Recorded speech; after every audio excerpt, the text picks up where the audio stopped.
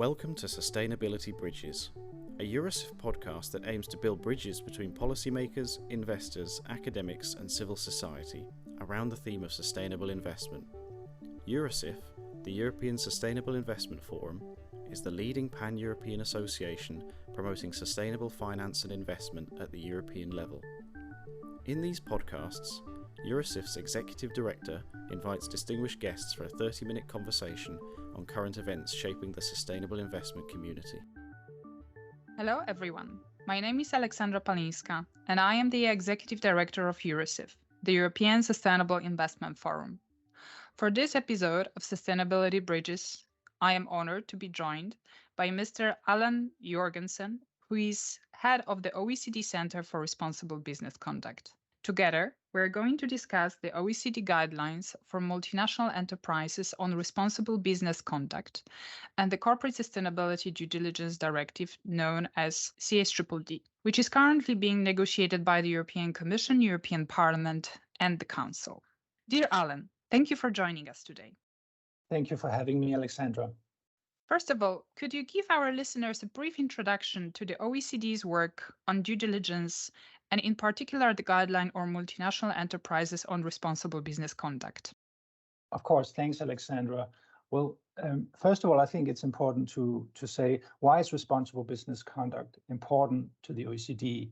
The OECD member countries and many other countries we work with have important sustainability goals and challenges, including on the social side and on the climate and environmental side, that are really not achievable unless the private sector is part of the engine room of delivering progress on those goals. So the fundamental goal of the OECD's work on responsible business conduct, the purpose of our work and standards in that area, is really to help our members and other governments align business conduct with sustainable development goals and with climate goals.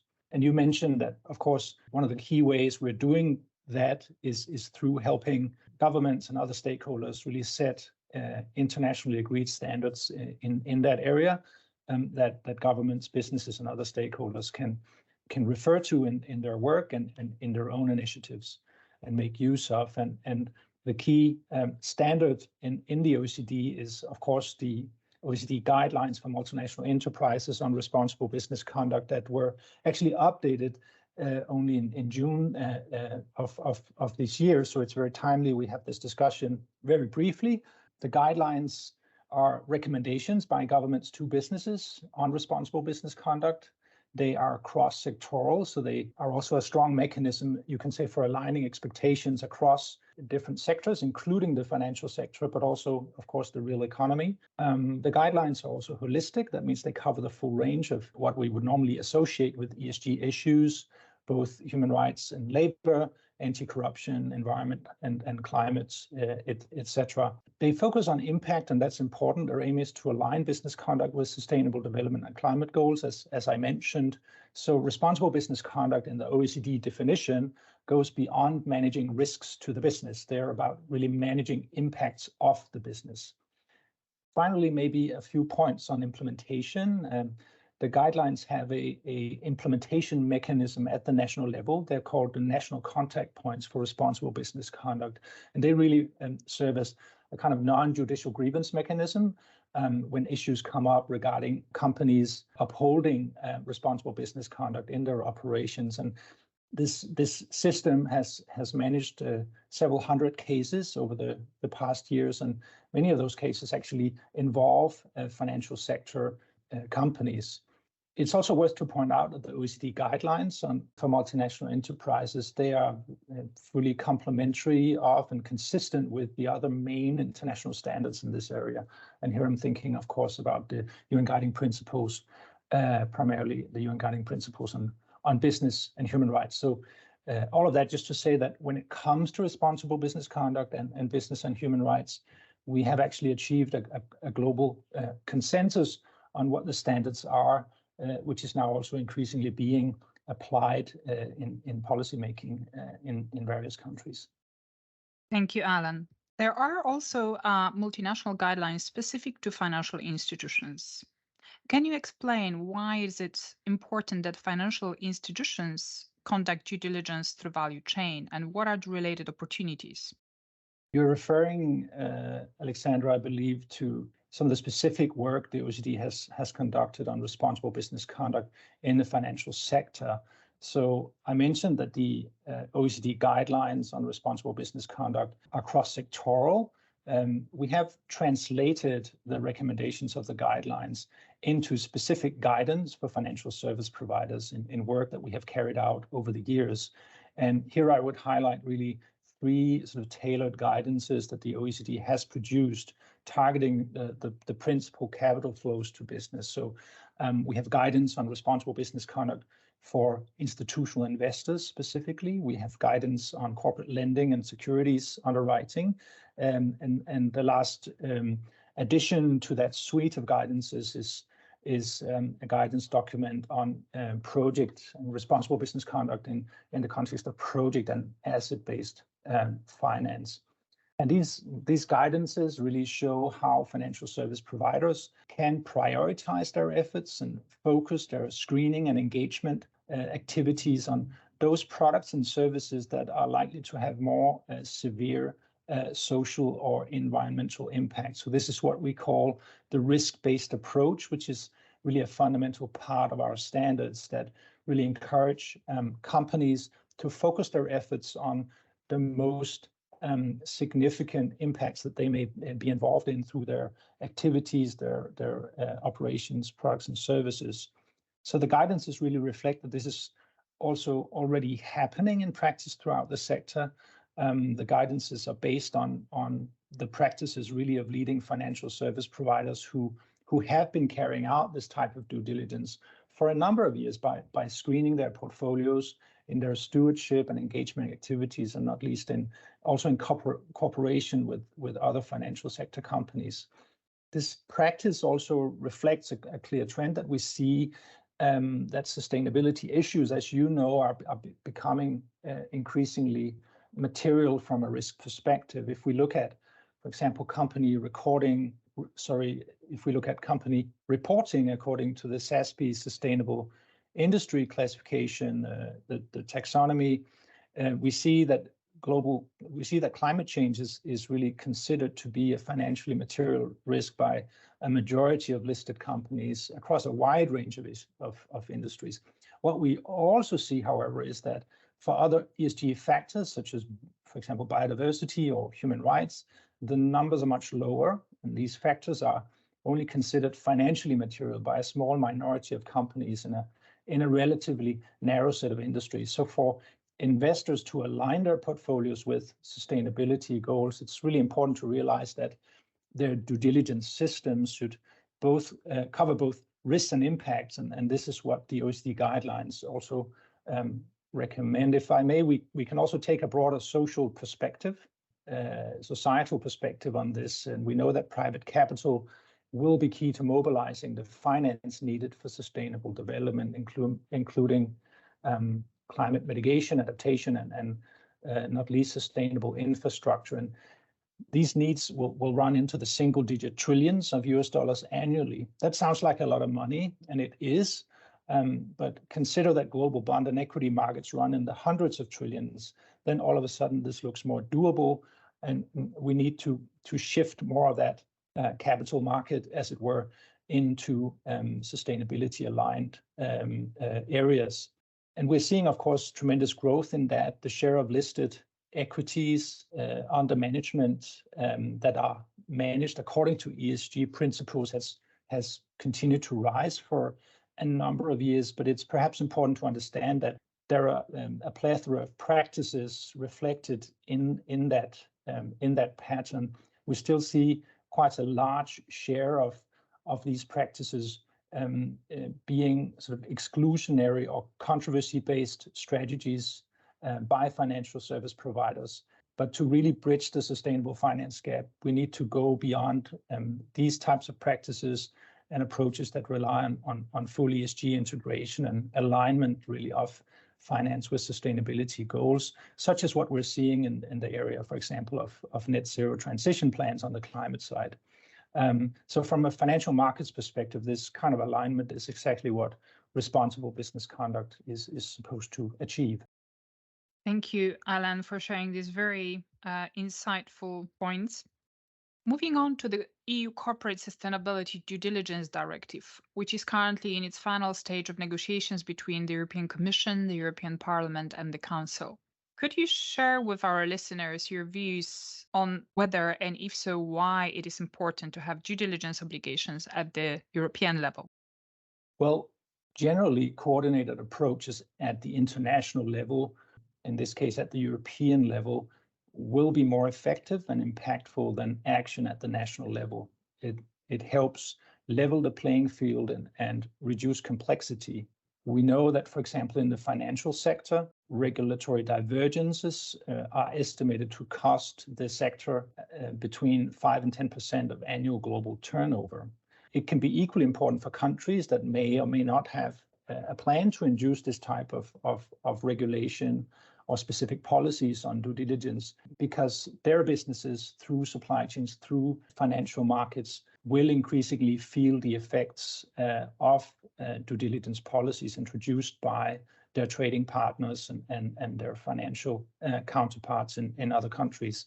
So a multiplication of national due diligence requirements, which may or may not be aligned and coordinated, could result in a cascading effect and create sort of overlapping and confusion among the different expectations.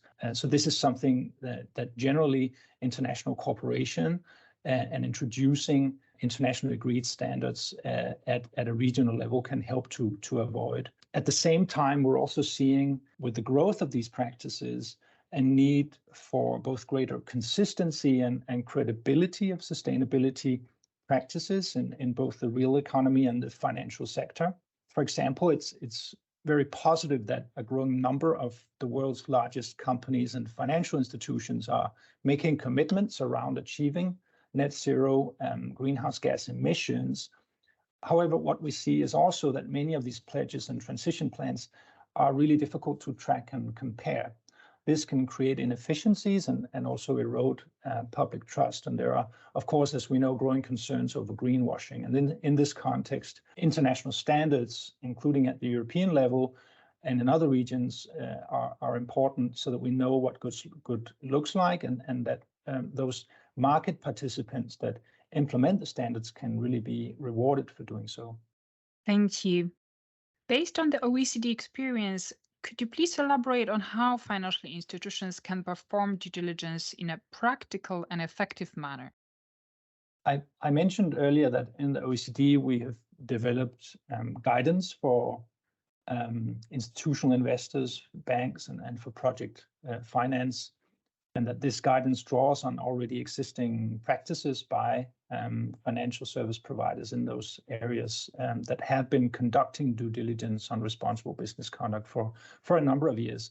And this practical experience shows that the flexibility that is inherent in the OECD standards is really important. And I talked about the risk-based approach as something that really encourages and enables financial institutions to tailor their due diligence process to the most severe and likely adverse impacts on people and planet that they may be associated with through their products and services and their investments, and really to prioritize those issues where they can make the biggest difference.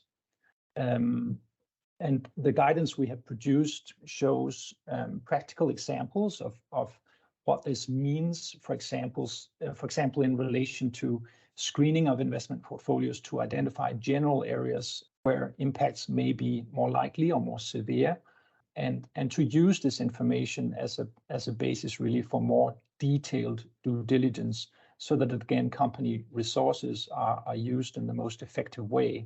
In terms of in the European context, many investors are already conducting risk-based due diligence, either in whole or in part, using the OECD due diligence guidance for responsible business conduct, or also in the context of project and asset-based finance, using, for example, IFC performance standards.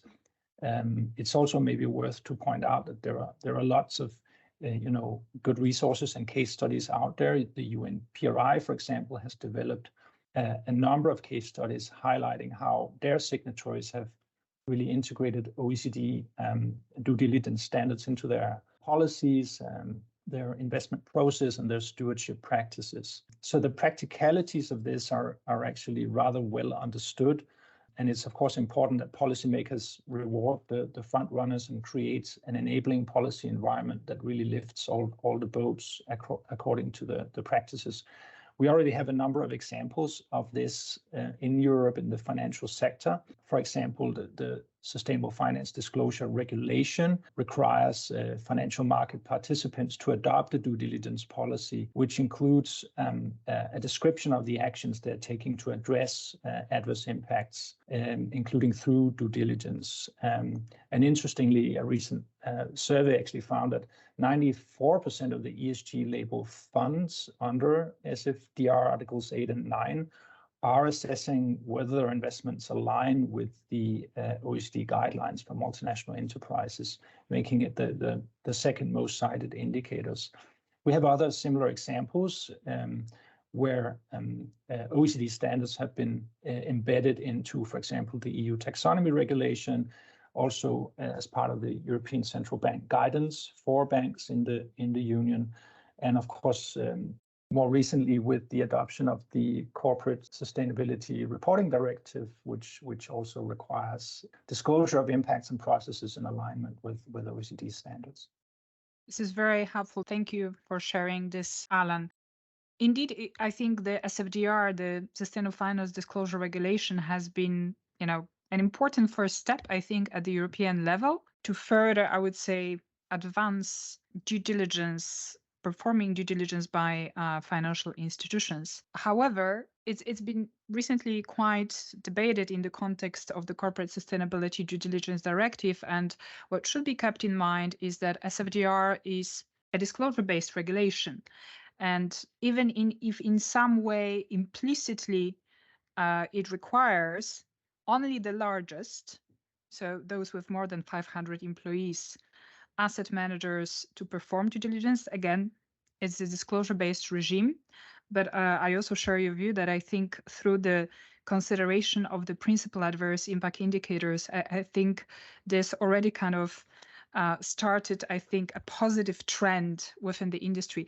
But another point, and something very important to consider in the context of the scope of the Corporate Sustainability Due Diligence Directive, is that SFDR covers only asset management activities. So even though banks and insurance companies for their asset management activities are covered, they are not covered for their traditional lending and insurance activities. And hence, EuroSIF, together with other voices from the responsible investment landscape, including PRI, IGCC, has been advocating actually for an appropriate inclusion of the financial sector in the scope of this directive. However, again, ensuring that this is done in a way that reflects the specificities of the financial sector.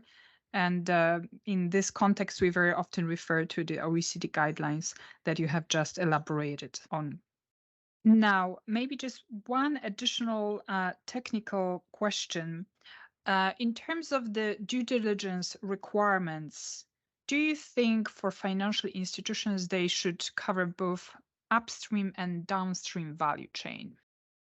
Thank you, Alexandra. It's a great and it's a very important question, not just for the financial sector, but also for other sectors whose primary, say, material impacts are in the downstream segment of the value chain.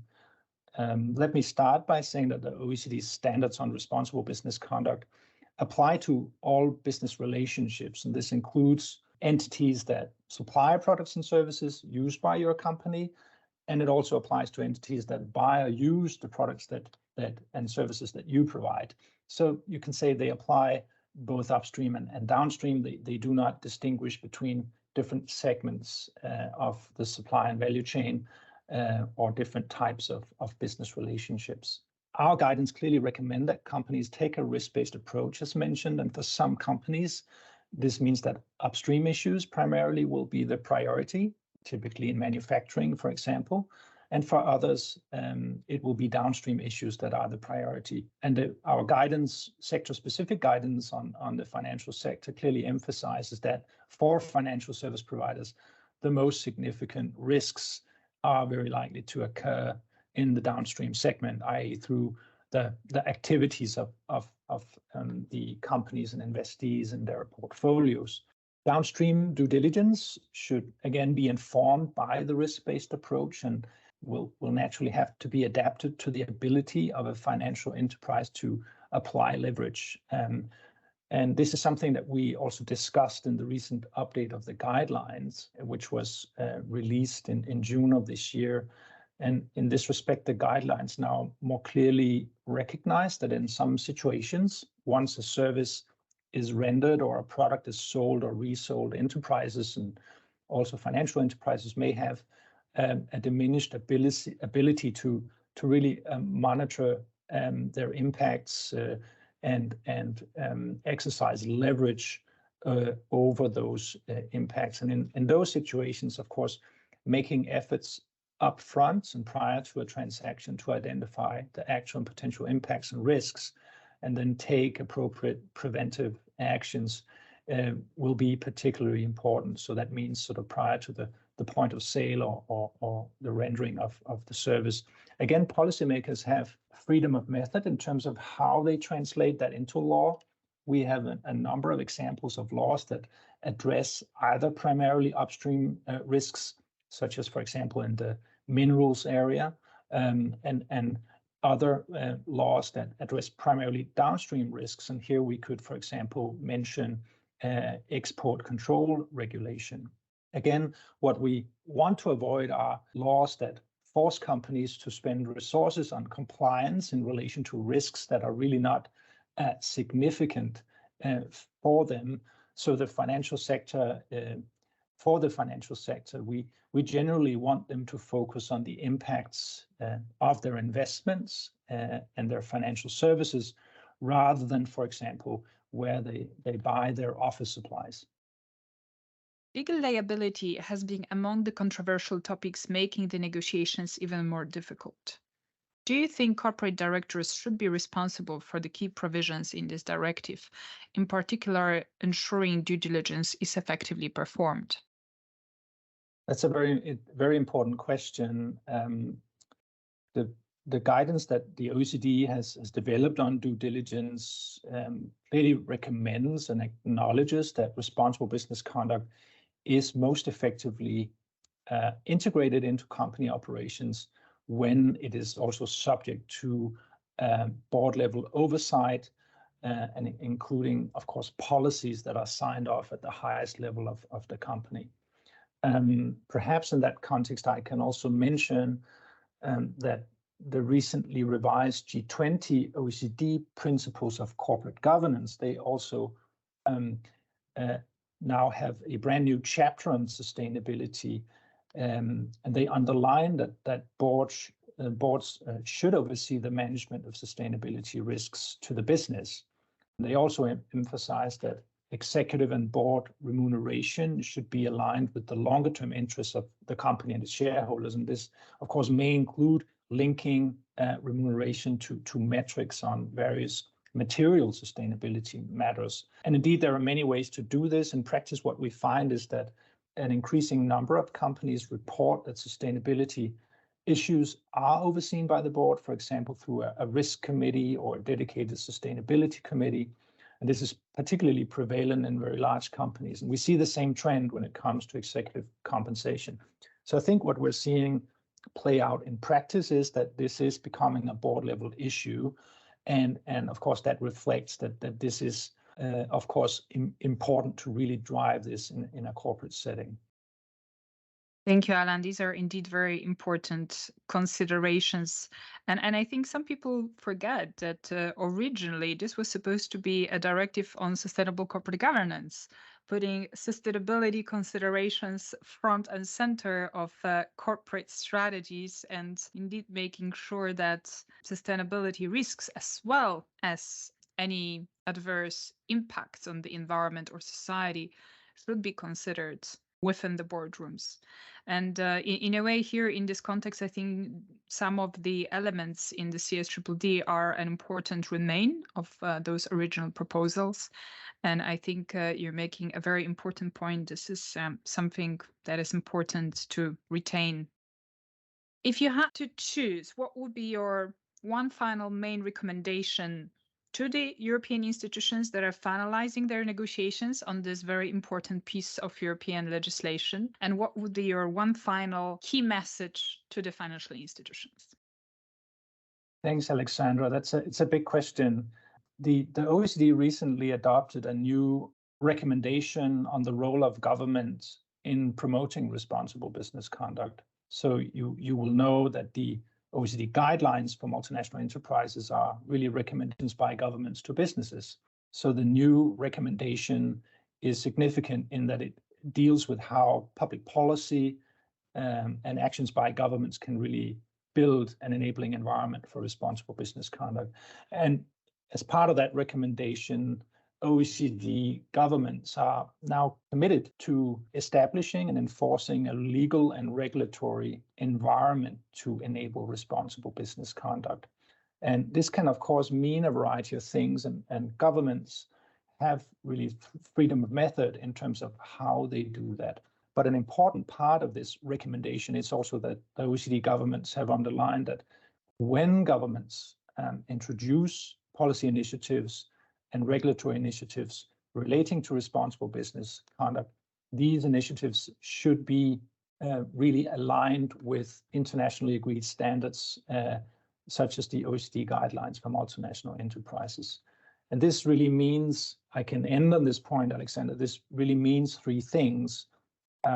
First, taking care not to depart from these agreed standards and principles, and then unless there is a really good reason to do so. Secondly, the importance of cooperating at the international level to ensure interoperability of different initiatives and regulations. And thirdly, to realize that we may not be able to get this right in the first go. So evaluating the uptake and impact of these policies over time will be a very, very important part of the process. Concretely, the OECD has been tasked by our members to facilitate this type of cooperation, both within the OECD and also with interested countries beyond the OECD. And it would really be my parting plea to all countries and all stakeholders to engage in this type of cooperation, because our world definitely needs it. Thank you. I think indeed it's a very important message. And hopefully the forthcoming COP28 in Dubai can be also a good event to discuss some of these aspects and actually how to better promote environmental and human rights due diligence at international level and advance its implementation throughout the world. Thank you very much, Allan, for joining us today and for this insightful conversation. My pleasure, Alexander. Thank you.